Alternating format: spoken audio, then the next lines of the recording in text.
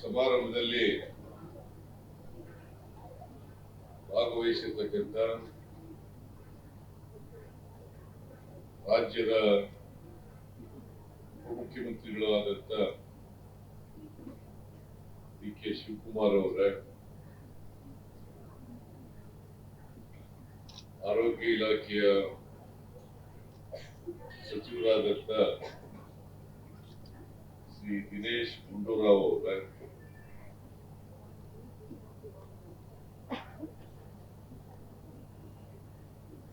ಈ ಸಮಾರಂಭದಲ್ಲಿ ಭಾಗವಹಿಸಿರ್ತಕ್ಕಂಥ ಹಾಗೂ ಗ್ಯಾರಂಟಿ ಯೋಜನೆಗಳ ರಾಜ್ಯ ಅನುಷ್ಠಾನ ಸಮಿತಿಯ ಅಧ್ಯಕ್ಷರಾದಂತ ಎಚ್.ಎಂ. ರೇವಣ್ಣ ಅವರ, ಆರೋಗ್ಯ ಇಲಾಖೆಯ ಪ್ರಧಾನ ಕಾರ್ಯದರ್ಶಿಗಳಾದಂತ ಆಶಾ ಗುಪ್ತಾ ಅವರ, ಚಲನಚಿತ್ರ ಅಕಾಡೆಮಿಯ ಅಧ್ಯಕ್ಷರಾದಂತ ಖ್ಯಾತ ಹಾಸ್ಯ ನಟರು ಆದಂತ ಸಾಧು ಕೋಕಿಲ ಅವರ, ಇಲಾಖೆಯ ಇತರ ಎಲ್ಲ ಅಧಿಕಾರಿ ಸ್ನೇಹಿತರ, ಇಲ್ಲಿ ಆಗಮಿಸಿರ್ತಕ್ಕಂಥ ಆತ್ಮೀಯ ಬಂಧುಗಳೇ, ತಾಯಂದಿರೇ, ಮಾಧ್ಯಮದ ಸ್ನೇಹಿತರು, ಇವತ್ತು ಸುಮಾರು 150 ಕಾಮಗಾರಿಗಳಿಗೆ ಉಚಿತ ಪೂಜೆಯನ್ನು ನೆರವೇರಿಸಿದೆ.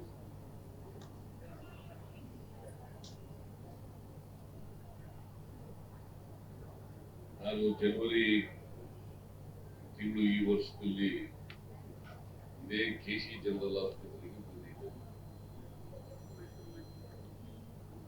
ಅದು ಬಂದಿದ್ದಾಗ ದಿನೇಶ್ ಗುಂಡೂರಾವ್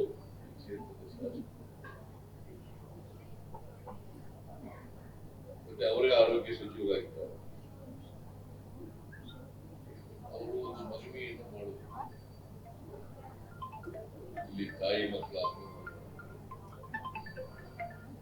ಬೋಧನಾ ಕಟ್ಟಡ ಮಾಡಬೇಕು, ಶವಾಗಾರ ಕಟ್ಟಡ ಮಾಡಬೇಕು, ನವೀನ ಮಾದರಿಯ ಅಡಿಗೆ ಮನೆ ಮಾಡಬೇಕು,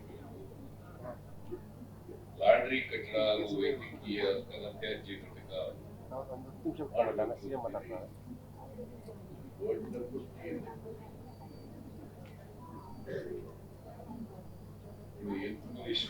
ಆಗ್ಲಿಕ್ಕೆ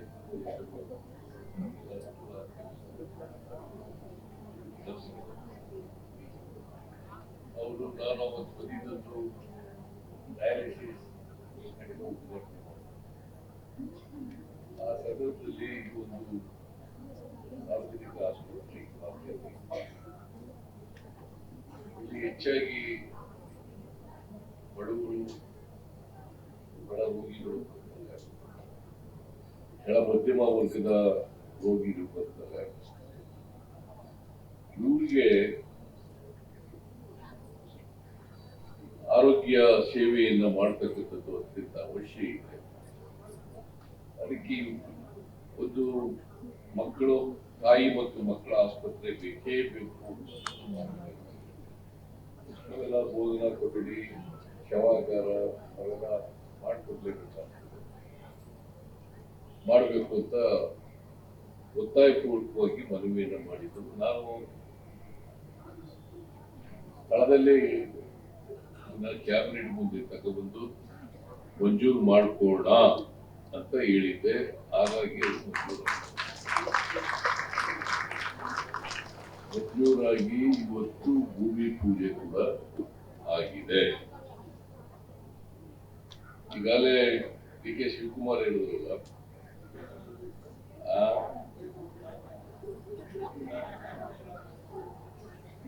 ಉದ್ಘಾಟನೆ ನೋಡೋಣ. ಈಗ ಆಗಸ್ಟ್ ಜಾಗ್ರತೆ ಮಾಡಿದ್ರೆ ನಾನೇ ಉದ್ಘಾಟನೆ ಮಾಡ್ತೀನಿ.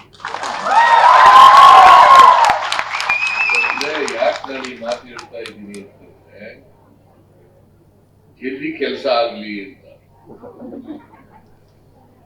ತಾಯಿ ಮಕ್ಕಳ ಆಸ್ಪತ್ರೆ ಜಲ್ದಿ ಆಗ್ಲಿ, ಬೋಧನಾ ವಿಭಾಗ ಜಲ್ದಿ ಆಗ್ಲಿ, ಒಂದು ಇದು ತೋರಿಸುದು ಮಾದರಿ ಕಟ್ಟಡ ಯಾವ ರೀತಿ ಇರ್ತದೆ ಅಂತೇಳಿ ತೋರಿಸೋದು ಅದಾಗಬೇಕು. ಯಾಕಂತಂದ್ರೆ ಈ ಭಾಗದಲ್ಲಿ, ಪಶ್ಚಿಮ ಭಾಗದಲ್ಲಿ, ಬೆಂಗಳೂರಿನ ಪಶ್ಚಿಮ ಭಾಗದಲ್ಲಿ ಇದೊಂದೇ ಆಸ್ಪತ್ರೆ ಇದೆ, ಪೂರಿಕ ಆಸ್ಪತ್ರೆ, ಆಮೇಲೆ ಇನ್ನೊಂದು ವಿಕ್ಟೋರಿಯಾ ಆಸ್ಪತ್ರೆ. ಅದು ಬಿಟ್ಟರೆ ಇದೇನೆ ಸಾರ್ವಜನಿಕ ಆಸ್ಪತ್ರೆಗಳಲ್ಲಿ ಇರ್ತಕ್ಕಂಥದ್ದು. ಪೂರಿಕ ಆಸ್ಪತ್ರೆಯೂ ಕೂಡ, ವಿಕ್ಟೋರಿಯಾ ಆಸ್ಪತ್ರೆಯೂ ಕೂಡ ಇದೆ. ಆದ್ರೆ ಸಂಪೂರ್ಣ ಆರೋಗ್ಯ ಇಲಾಖೆಯಲ್ಲೇ ಇರ್ತಕ್ಕಂಥದ್ದು ಈ ಆಸ್ಪತ್ರೆ.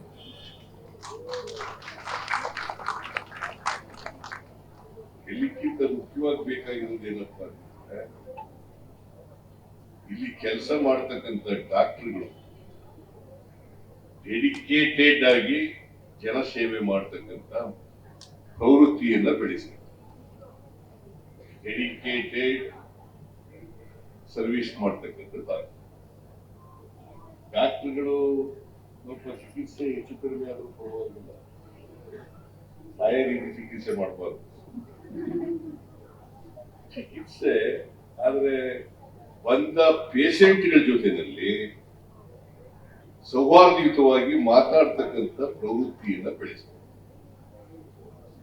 ಸಂಪೂರ್ಣವಾಗಿ ಅವರ ಕಷ್ಟಗಳನ್ನ ಕೇಳ್ತಕ್ಕಂಥ ಪ್ರವೃತ್ತಿ ಬೆಳೆಸಬೇಕು. ಅಷ್ಟಕ್ಕೆ ಬಹಳ ಕಾಯಿಲೆಗಳು ವಾಸಿಯಾಗುತ್ತವೆ ಅಲ್ವಾ? ಆಮೇಲೆ ಶ್ರೀಮಂತರು ಈಗ ಖಾಸಗಿ ಆಸ್ಪತ್ರೆಗೆಲ್ಲ ಹೋಯ್ತಾರೆ, ಸರ್ಕಾರಿ ಆಸ್ಪತ್ರೆಗೆ ಬರೋರು ಯಾರು? ನಮ್ದು ತಪ್ಪಿದೆ ಅಂತ ಇಟ್ಕೊಳ್ಳೋಣ. ನಾನು ಡಿ ಕೆ ಶಿವಕುಮಾರ್, ದಿನೇಶ್ ಗುಂಡೂರಾವ್ ಗೊತ್ತಿಲ್ಲ ನನಗೆ, ಸರ್ಕಾರಿ ಆಸ್ಪತ್ರೆ ನಾವು ಗೊತ್ತಿಲ್ಲ.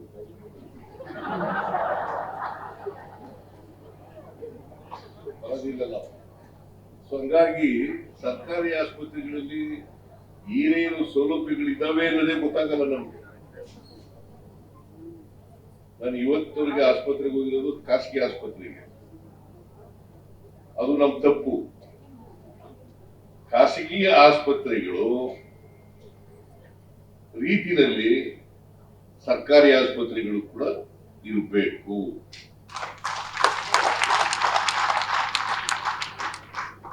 ಆಗಿದ್ದಾಗ ಮಾತ್ರ ಬಡವರಿಗೆ ಉತ್ತಮವಾದಂತ ಆರೋಗ್ಯ ಸೇವೆಯನ್ನು ಕೊಡ್ಲಿಕ್ಕೆ ಸಾಧ್ಯ ಆಗ್ತದೆ.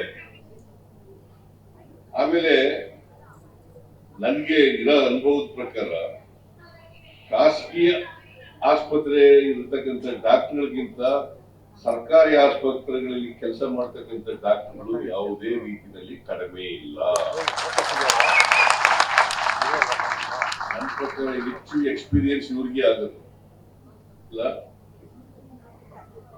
ಸರ್ಕಾರಿ ಆಸ್ಪತ್ರೆಗಳಲ್ಲಿ ಕೆಲಸ ಮಾಡ್ತಕ್ಕಂಥ ಡಾಕ್ಟರ್ಗಳು ಇವ್ರಿಗೆ ಬರೋಷ್ಟು ಅನುಭವ ಸರ್ಕಾರಿ ಖಾಸಗಿ ಆಸ್ಪತ್ರೆಗಳಲ್ಲಿ ಇರ್ತಕ್ಕಂಥ ಡಾಕ್ಟರ್ಗಳಿಗೆ ಬರೋದು.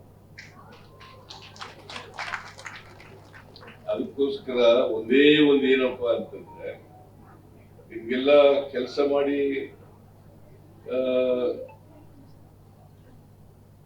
ಸಾಕಾಗಬಹುದು, ಆದ್ರೆ ಯಾವುದೇ ಕಾರಣಕ್ಕೆ ಬೇಸರ ಮಾಡ್ಕೊಳ್ತಕ್ಕಂಥದ್ದನ್ನು ಮಾಡ್ತಾರೆ. ಅದಕ್ಕೆ ನಿಮ್ಮನ್ನ ದೇವ್ರಿಗೆ ಸಮಾನರು ಅಂತ ಕಾಣ್ತೀವಿ ಅಲ್ವಾ? ಡಾಕ್ಟರ್ಗಳಿಗೆ ಒಂದ್ಸಾರಿ ರೋಗಿನ ಅವ್ರ ಕಷ್ಟನ ನೀವು ಪರಿಹರಿಸ್ಬಿಟ್ರೆ, ಕಾಯಿಲೆ ವಾಸಿ ಮಾಡ್ಬಿಟ್ರೆ, ನಿಮ್ಗೆಲ್ಲ ಯಾವಾಗಲೂ ಕೂಡ ಇಡೀ ಜೀವನದ ಕೂಡ ನೆನಪು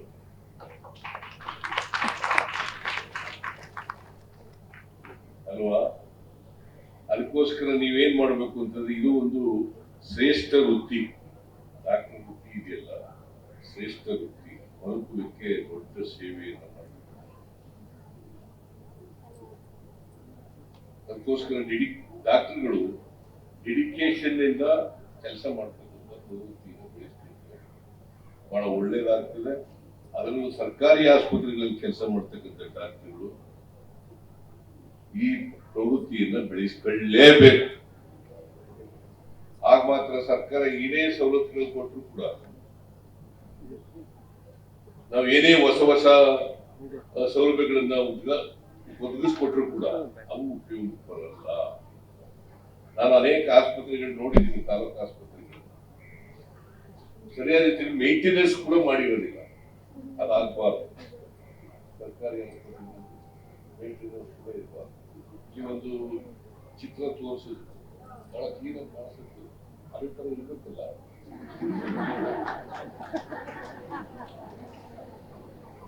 ನಾವು ಯಾವಾಗ ಜಯದೇವ ಆಸ್ಪತ್ರೆನ ಸಾಮಾನ್ಯವಾಗಿ ಪ್ರಸ್ತಾಪ ಮಾಡ್ತಾ ಇರ್ತೀವಿ, ಜಯದೇವ ಆಸ್ಪತ್ರೆಯಲ್ಲಿ ಚೆನ್ನಾಗಿದೆ ಅಂತ ಹೇಳಿ ಮಾಡ್ತಾ ಇದ್ದೀವಿ.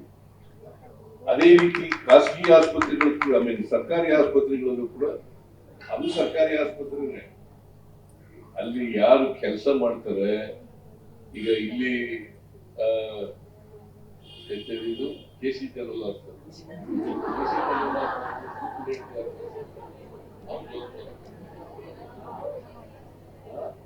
ಜವಾಬ್ದಾರಿ ತಗೋಬೇಕು.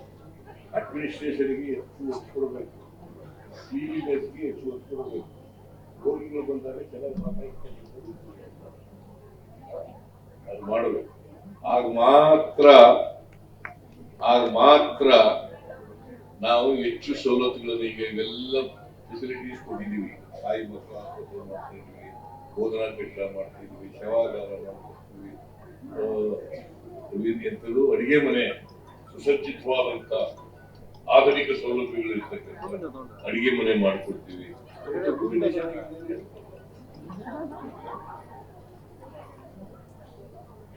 ಒಳ್ಳೆಯ ಅಡಿಗೆ ಮನೆ ಮಾಡಬೇಕು. ಊಟ ಚೆನ್ನಾಗಿಲ್ಲ ಹೋದ್ರಲ್ಲಿ ರೋಗಿಗಳಿಗೆ ಬಹಳ ಮುಖ್ಯವಾಗಿ ರೋಗಿಗಳಿಗೆ ಊಟ ಚೆನ್ನಾಗಿ ಕೊಡಬೇಕು. ಪೌಷ್ಟಿಕವಾದಂತ ಆಹಾರವನ್ನು ಕೊಡ್ತಕ್ಕಂಥ ಬಹಳ ಜನ ಎಲ್ಲರೂ ಕೂಡ ಮನೆಯಿಂದ ತರಿಸ್ಕೊಂಡು ಊಟ ಮಾಡಕ್ಕಾಗಲ್ಲ. ಆಸ್ಪತ್ರೆಗಳಲ್ಲಿ ಕೊಡ್ತಕ್ಕಂಥ ಊಟ ಇದೆಯಲ್ಲ, ಅದನ್ನ ಪೌಷ್ಟಿಕ ಆಹಾರವನ್ನ ಕೊಡ್ತಕ್ಕಂಥ ಪ್ರಯತ್ನ. ಅದಕ್ಕೆ ಪೌಷ್ಟಿಕ ಆಹಾರ ಕೊಡ್ಲಿಕ್ಕೆ ಏನೇನ್ ಬೇಕು, ಏನೇನು ಸವಲತ್ತುಗಳನ್ನು ಒದಗಿಸ್ಕೊಡ್ಬೇಕು, ಅದೆಲ್ಲ ಒದಗಿಸ್ಕೊಳ್ಳ.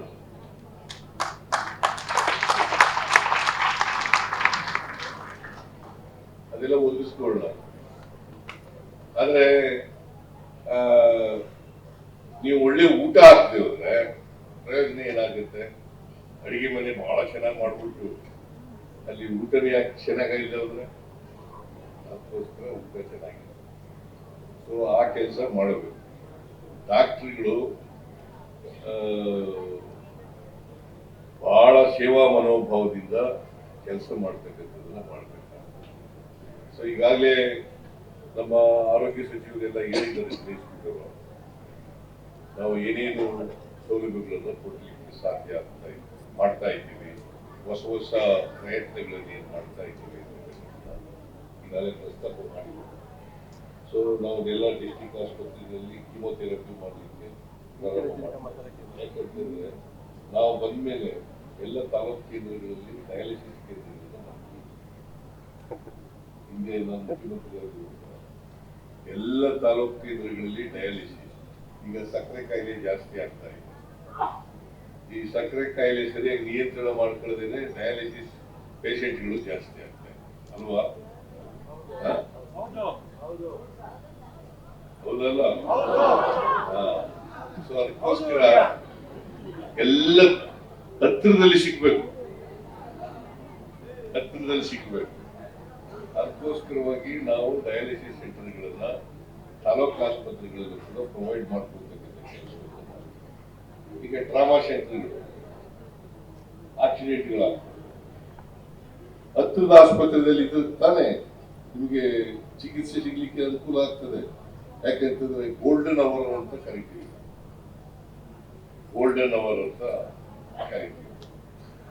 ಆ 1 ಗಂಟೆ ಒಳಗಡೆ ಸರಿಯಾದ ರೀತಿಯಲ್ಲಿ ಚಿಕಿತ್ಸೆ ಸಿಗದೆ ಹೋದ್ರೆ ಪ್ರಾಣ ಉಳಿಸ್ಲಿಕ್ಕೆ ಸಾಧ್ಯ ಆಗ್ತದೆ. ಇಂತಹ ಸಂದರ್ಭಗಳಲ್ಲಿ ಪ್ರಾಣ ಉಳಿಸೋದು ಇದೆಯಲ್ಲ, ಅದು ಬಹಳ ಮುಖ್ಯ. ಸ್ವಲ್ಪ ನೆಗ್ಲೆಕ್ಟ್ ಮಾಡಿದ್ರೆ, ಸ್ವಲ್ಪ ವಿಳಂಬ ಮಾಡಿದ್ರೆ ಪ್ರಾಣ ಉಳಿಸಲು ಸಾಧ್ಯ ಆಗಲ್ಲ. ಅದಕ್ಕೋಸ್ಕರ ಗೋಲ್ಡನ್ ಅವರ್ ಅಂತ ಕರೀತಾರೆ. ಇದನ್ನ ಉಪಯೋಗಿಸ್ಕೊಂಡು ಹತ್ತಿರದಲ್ಲಿ ಟ್ರಾಮಾ ಸೆಂಟರ್ ಇದನ್ನ ಆಕ್ಸಿಡೆಂಟ್ ಆದವರನ್ನ ಬದುಕಿಸ್ಲಿಕ್ಕೆ ಸಾಧ್ಯ. ನಾನು ಈಗ ತಾನೇ ಡೈರೆಕ್ಟರ್ ಜಯದೇವದವರಿಗೆ ಮಾತಾಡಿದೆ. ಡೈರೆಕ್ಟರ್ ಜಯದೇವದವರು 5 ಗಂಟೆವರೆಗೆ ಮಾತ್ರ ಚಿಕಿತ್ಸೆ ಇರ್ತದೆ.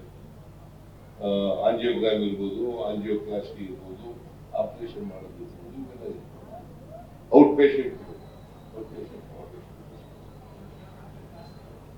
ಅದು ಇರ್ತದೆ. ಎಮರ್ಜೆನ್ಸಿ ಇದ್ದಾಗ ಮಾತ್ರ ಮಾಡ್ತಾರೆ 24 ಗಂಟೆ. ಅದಕ್ಕೆ ನಾನು ಹೇಳಿದೆ, ಇದು ಸಿಬ್ಬಂದಿ ಕೊಡೋಣ, 24 ಗಂಟೆನೂ ಕೂಡ ಜಯದೇವ ತೆರಳಿರ್ಬೇಕು.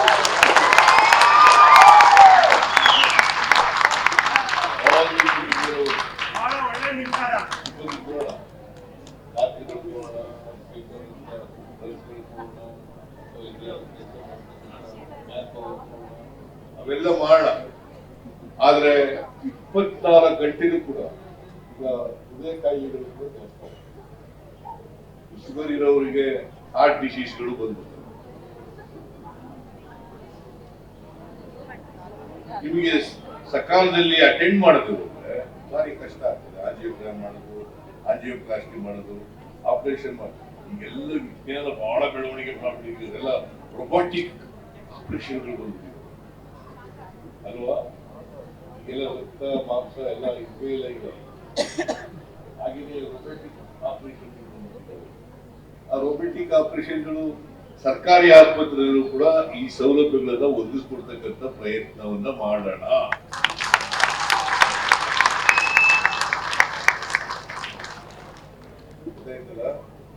ರೊಬೋಟಿಕ್ ಆಪರೇಷನ್ಗಳೀಗ ಈಗ ಎಂತದ್ದು ಕಟ್ ಮಾಡ್ಬೇಕಾದ ಅಗತ್ಯನಿಲ್ಲ. ಈಗ ಒಂದು ಕಾಲದಲ್ಲಿ ಎಂತದ್ದು ಅರೆ ಪ್ರಜ್ಞೆ ಮಾಡ್ತಾರೆ, ಅದಿರ್ಲೇ ಇಲ್ಲ, ಹಂಗೆ ಕಟ್ ಮಾಡ್ಬಿಟ್ಟು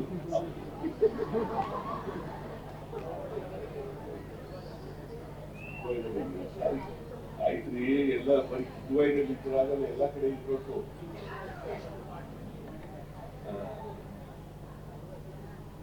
ಇಲ್ಲೂ ಕೆಸಿ ಜನರಲ್ ಆಸ್ಪತ್ರೆಯಲ್ಲೂ ಇರ್ಬೇಕು.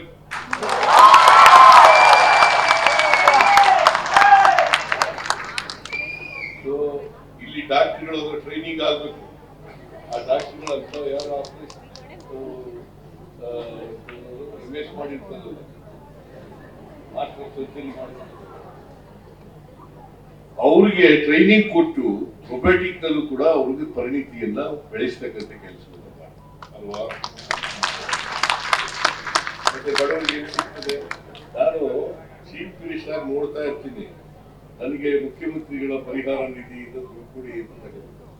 20 ಲಕ್ಷ, 30 ಲಕ್ಷ, 35 ಲಕ್ಷ, 40 ಲಕ್ಷ ಹಿಂಗೆಲ್ಲ ಬಿಲ್ ಮಾಡ್ಬಿಟ್ಟಿರ್ತಾರೆ ಖಾಸಗಿ ಆಸ್ಪತ್ರೆ. ಎಲ್ಲಿಂದ ಕೊಡ್ತಾರೆ? ನಾವು ಮ್ಯಾಕ್ಸಿಮಮ್ 5 ಲಕ್ಷ ಕೊಡ್ತೀವಿ. ಎಷ್ಟೇ ಲಕ್ಷ ಆಗಿದ್ರು ಕೂಡ 5 ಲಕ್ಷ ಕೊಡ್ತೀವಿ. ಇನ್ನು ಉಳಿದದೆಲ್ಲ ಮಾಡ್ಬೇಕಲ್ಲ. ನಾನು 1 ಲಕ್ಷ, 7 ಲಕ್ಷ, 3 ಲಕ್ಷ, 4 ಲಕ್ಷ, 5 ಲಕ್ಷ ಹಿಂಗೆಲ್ಲ ಕೊಡ್ತಾ ಇರ್ತೀವಿ. ಖಾಸಗಿ ಪ್ರೈವೇಟ್ ಹಾಸ್ಪಿಟಲ್ಗಳು ಬಂದ್ರೆ ಪಾಪ ಅದು ಎಲ್ಲ ಸವಲತ್ತುಗಳು ಕೂಡ ಸರ್ಕಾರಿ ಆಸ್ಪತ್ರೆಯಲ್ಲೇ ಸಿಗ್ತಕ್ಕಂಥ ವ್ಯವಸ್ಥೆ ಮಾಡಿದ್ರೆ ಖಾಸಗಿ ಆಸ್ಪತ್ರೆಗೆ ಹೋಗೋದು ಕಡಿಮೆ ಆಗ್ತದೆ.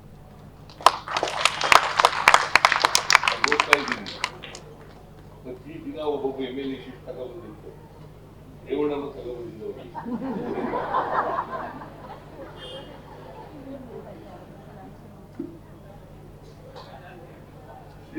2 ಲಕ್ಷ, 3 ಲಕ್ಷ, 4 ಲಕ್ಷ, 5 ಲಕ್ಷ, ಮ್ಯಾಕ್ಸಿಮಮ್ 5 ಲಕ್ಷ. ಸರ್ಕಾರ ಎಷ್ಟು ಕೊಡಕ್ಕಾಗತ್ತೆ? ಚೀಫ್ ಮಿನಿಸ್ಟರ್ ನಿಧಿಯಿಂದ, ಚೀಫ್ ಮಿನಿಸ್ಟರ್ ಪರಿಹಾರ ನಿಧಿಯಿಂದ ಕೊಡ್ತಕ್ಕಂಥ. ಅದಕ್ಕೆ ಇಂಥ ಎಲ್ಲ ಸೌಲಭ್ಯಗಳು ಸರ್ಕಾರಿ ಆಸ್ಪತ್ರೆಗಳಲ್ಲೇ ದೊರಕತಕ್ಕಂಥ ವ್ಯವಸ್ಥೆಯನ್ನು ಮಾಡ್ತಾರೆ. ಈ ಮತ್ತೆ ಬೆಂಗಳೂರಿನಲ್ಲಿ ಪಾಪ್ಯುಲೇಷನ್ ಬೆಳೀತಾ ಇದೆ. ಪಾಪ್ಯುಲೇಷನ್ ಬೆಳೀತದೆ ಅಂತಂದ್ರೆ ರೋಗಿಗಳ ಸಂಖ್ಯೆನೂ ಜಾಸ್ತಿ ಆಗ್ತದೆ. ರೋಗಿಗಳ ಸಂಖ್ಯೆ ಜಾಸ್ತಿ ಆಯ್ತದೆ ಅಂದ್ರೆ ಕಾಯಿಲೆಗಳು ಕೂಡ ಜಾಸ್ತಿ ಆಗ್ತವೆ. ಅದಕ್ಕೆ ಮೊನ್ನೆ ಎಲ್ಲ ಡಾಕ್ಟರ್ಗಳ ಸಂಬಳ ಎಲ್ಲ ಜಾಸ್ತಿ ಮಾಡೋದು ಅಲ್ವಾ? ಏನಾಗ್ಬಿಟ್ಟು ಎಲ್ಲ ಸಂಬಳ ಜಾಸ್ತಿ ಮಾಡಿದ್ವಿ, 25% ಜಾಸ್ತಿ ಮಾಡಿದ್ವಿ. ಮತ್ತೆ ನೀವೆಲ್ಲರೂ ಕೂಡ ನಾನು ಎಲ್ಲ ಡಾಕ್ಟರ್ಗಳ ಮನವಿ ಮಾಡೋದ್ರೆ ಸರ್ಕಾರಿ ಆಸ್ಪತ್ರೆಗಳು ನಿಮ್ಮ ಮೊದಲನೇ ಆದ್ಯತೆ ಆಗಬೇಕು. ಆಗ ಮಾತ್ರ ಜನರ ಸೇವೆ ಮಾಡಲಿಕ್ಕೆ ಸಾಧ್ಯ. ಸರ್ಕಾರಿ ಆಸ್ಪತ್ರೆಯಲ್ಲಿ ಕೆಲಸ ಮಾಡ್ತಕ್ಕಂಥದ್ದು ನಿಮ್ಮ ಮೊದಲನೇ ಆದ್ಯತೆ.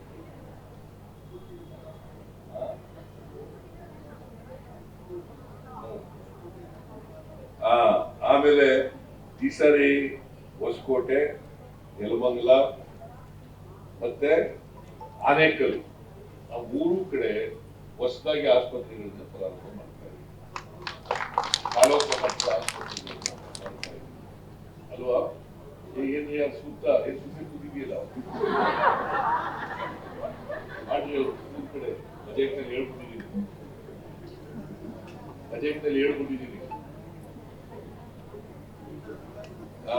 ನಾ ಯಾಕೆ ಹೇಳ್ತಾ ಇದ್ದೀನಿ ಅಂತಂದ್ರೆ, ಬೆಂಗಳೂರಿನಲ್ಲಿ ಎಲ್ಲರಿಗೂ ಕೂಡ ಬರೀ ಕರ್ನಾಟಕಕ್ಕೆ ಸಿಗ್ಬೇಕು, ಇಡೀ ದೇಶಕ್ಕೆ ಸಿಗಬೇಕು ಅಂತ ಬೇರೆ ವಿಚಾರ. ಆದ್ರೆ ಬೆಂಗಳೂರು ನಗರ ಜಾಸ್ತಿ ಜನಸಂಖ್ಯೆ ಇರ್ತಕ್ಕಂಥ ನಗರ. ಸುಮಾರು 1.5 ಕೋಟಿ ಜನಸಂಖ್ಯೆ ಇದೆ. 1.5 ಕೋಟಿ ಜನಸಂಖ್ಯೆ. ಸೊ ಅದರಿಂದ ಸರ್ಕಾರದ ಜವಾಬ್ದಾರಿ ಎಲ್ರಿಗೂ ಉತ್ತಮವಾದಂತಹ ಆರೋಗ್ಯ ಸೇವೆಯನ್ನು ಒದಗಿಸುವುದು, ಉತ್ತಮವಾದಂತಹ ಶಿಕ್ಷಣ, ಉತ್ತಮವಾದಂತಹ ಆರೋಗ್ಯ ಇದನ್ನ ಮಾಡಿಕೊಡ್ಬೇಕು. ಮತ್ತೆ ಕಾನೂನು ಸುವ್ಯವಸ್ಥೆಯನ್ನು ಮಾಡಬೇಕು. ನಮ್ಮೆಲ್ಲ ಪೊಲೀಸ್ನವರೆಲ್ಲ ತಿಳ್ಕೋಬೇಕು, ಕಾನೂನು ಸುವ್ಯವಸ್ಥೆ ಮಾಡಬೇಕು. ಎಲ್ಲ ಪೊಲೀಸ್ನವರು ಕಾನೂನು ಸುವ್ಯವಸ್ಥೆ ಮಾಡಬೇಕು. ಕಾನೂನು ಸುವ್ಯವಸ್ಥೆ ಇದ್ದು ಹೋದ್ರೆ ಎಲ್ಲ ಸಮಾಜವೇ ಅದಕ್ಕೆ ಹೋಗುತ್ತೆ. ನೀವು ಪೊಲೀಸ್ನವ್ರು ಮನಸ್ಸು ಮಾಡಿದ್ರೆ ಕಾನೂನು ಸುವ್ಯವಸ್ಥೆ ಮಾಡ್ಲಿಕ್ಕೆ ಸಾಧ್ಯ. ಅದಕ್ಕೆ ನಾನು ಅನೇಕ ಸಾರಿ ಹೇಳ್ತಾ ಇರ್ತೀನಿ ಪೊಲೀಸ್ನವ್ರಿಗೆ, ಅಲ್ಲಿ ಇನ್ಸ್ಪೆಕ್ಟರ್ ಇರ್ತಾನಲ್ಲ, ಯಾರು ಇನ್ಸ್ಪೆಕ್ಟರ್ ಯಾರಪ್ಪ, ಯಾರ ಇನ್ಸ್ಪೆಕ್ಟರ್, ನೀನ್ ಮನಸ್ಸು ಮಾಡಿದ್ರೆ ಈ ಸ್ಟೇಷನ್ ನಿಮ್ ಸ್ಟೇಷನ್ ವ್ಯಾಪ್ತಿಯಲ್ಲಿ ಬರ್ತಾವಲ್ಲ ಎಲ್ಲ ಅಪರಾಧಗಳನ್ನೆಲ್ಲ ಕಡಿಮೆ ಮಾಡ್ಬೋದು. ಅಪರಾಧನೆಲ್ಲ ಮುಕ್ತ ಮಾಡಕ್ಕಾಗಲ್ಲ, ಅಪರಾಧಗಳೆಲ್ಲ ಕಡಿಮೆ ಎಲ್ಲ ಎಸ್ ಪಿಗಳು, ಯಾರು ಎಸ್ ಪಿ ಇದೆ,